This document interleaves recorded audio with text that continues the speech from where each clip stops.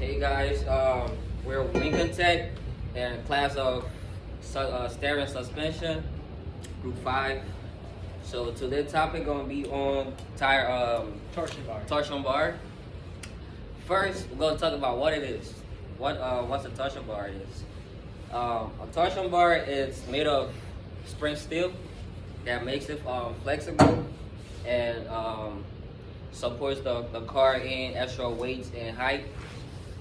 And also, we'll talk about the sizes. On the torsion bar, you're gonna see a right side and a left side by installing that. So, you can add something to it. Make sure you put it in correctly. Alright, so a torsion bar, it's an extra spring. It's used to maintain the vehicle ride height and the weight distribution. Alright? The torsion bar connects from the cross member to the upper control arm or the lower control arm, depending on the vehicle, and it provides a downward force on the control arm. Torsional force, twisting. A shorter, thicker bar will result in a stiffer spring, and a longer, thinner bar will result in a softer spring. So that's how you get the variations. All right. So basically, our torsion bar recalls, Right, is a few for, recalls. It's from 2017, 2018, GMC Chevy 2500 and 3500. And it's the Sierra and the Silverado. So basically, the front seat belt retractor assembly was the wrong size for the torsion bar. So they had to give new sizes and everything like that. But, I don't know how you mess that up. I don't know how you do that. Alright. Like I said, Alright. GM, what do you Failures and catastrophic events.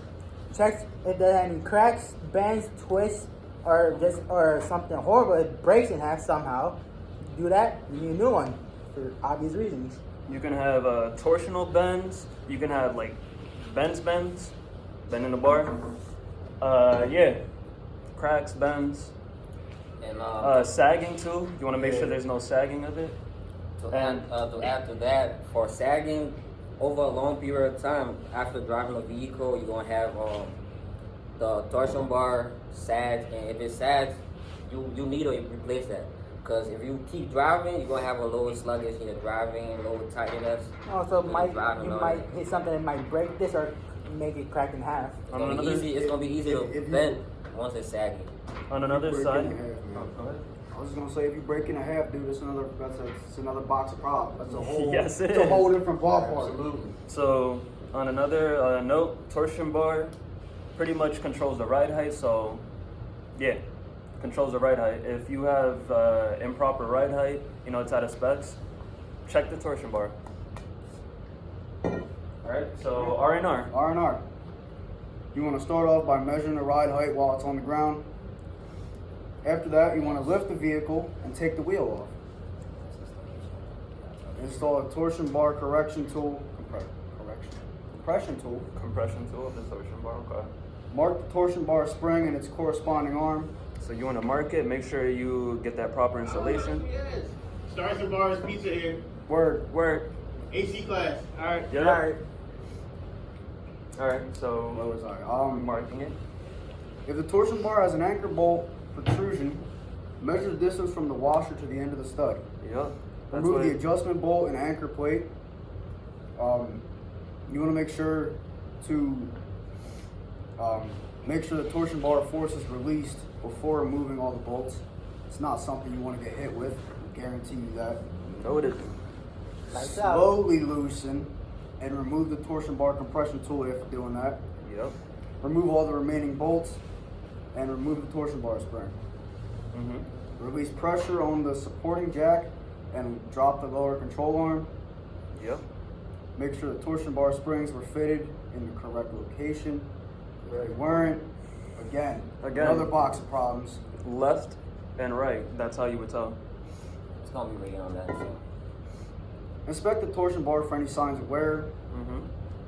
Lubricate the ends of the torsion bar with a high quality multi-purpose grease. That would be right here. You want to lube that up nice and lubey, I guess. Nice and lubey. Yes, sir. I like that. Inspect anchor plate and adjustment bolt for any damage. Mm-hmm. Reinstall the torsion bar by sliding it into the hole with your hands. Install anchor You get arm that to torsion bar. Oh, that's hilarious though. Hilarious. Install anchor arm to the torsion bar. Install the snap ring to the anchor arm and dust cover. Use the correct tool to compress the bar and install the anchor plate. Yep. Tighten to the correct distance. And finally, last step. Very Inspect important. to make sure bar is set within the original manufacturer's specifications. So that mark that we did earlier, make sure it's where it's supposed to be. So to add up for the Torsion bar, so the torsion bar, there are different sizes and thickness and thinness and everything. Yep, we said that. So You did? Yeah. oh, Going over it. Yeah, we're just going over it again. Keep going. all right. So the thicker and Shorter. it is, that's for like heavy duty vehicle, like Heavier duty vehicle. so for loads and stuff. The thinner and longer it is, that's for semi truck, not Light semi truck- truck, light but trucks, cargo pickups. vans and stuff. Mm-hmm. So you gotta keep that in mind. The bigger the vehicle, thicker and shorter it's the gonna be. bar is. On another note, when you install it into the cross member, it will not move on the cross member side, but the control arm side, that's what actually provides the twisting. So yeah, So one side is being twisted and one And side is being held in place. held in place. Mhm. Yep, that's pretty much everything That's torsion about bars. it. That's torsion bars. for Bing you. bang.